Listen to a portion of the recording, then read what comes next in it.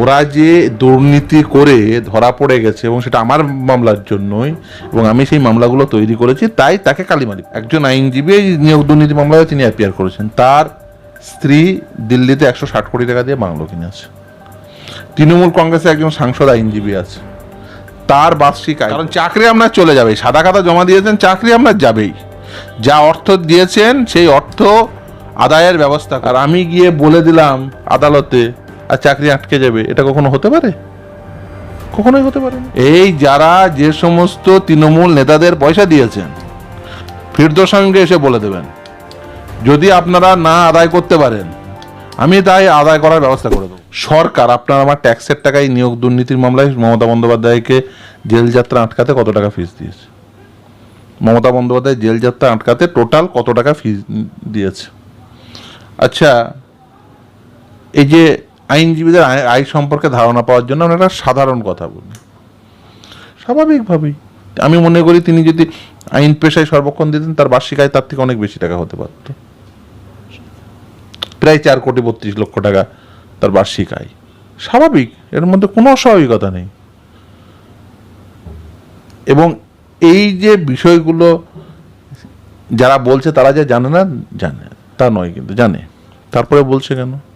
তার কারণ ওরা যে দুর্নীতি করে ধরা পড়ে গেছে এবং সেটা আমার মামলার জন্যই, এবং আমি সেই মামলাগুলো তৈরি করেছি, তাই তাকে কালিমালিপ্ত করতে বলতে হয় যে না দেখো এই যে এই মামলাগুলো করেছে এবং সেই মামলার জন্য, এই যে বলছে না যে মামলার জন্য চাকরি দেওয়া যাচ্ছে না, তো তুমি বাবা কি এমন করছো, কেমনভাবে নোটিশ লিখছো যে একটা মামলা জন্য সেই চাকরি আটকে যাচ্ছে?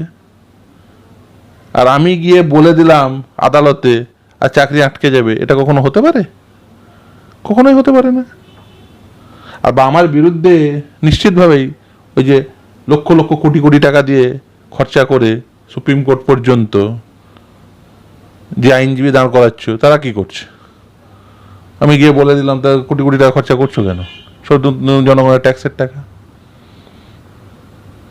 এই প্রশ্নের জবাব ওদের দিতে হবে। আসলে এই সামনে তো এই গ্রীষ্মকালীন অবকাশের পরেই তো সুপ্রিম কোর্ট খুলবে, ফলে অনেকের তো চাকরি বাতিল হবে, খুব স্বাভাবিক।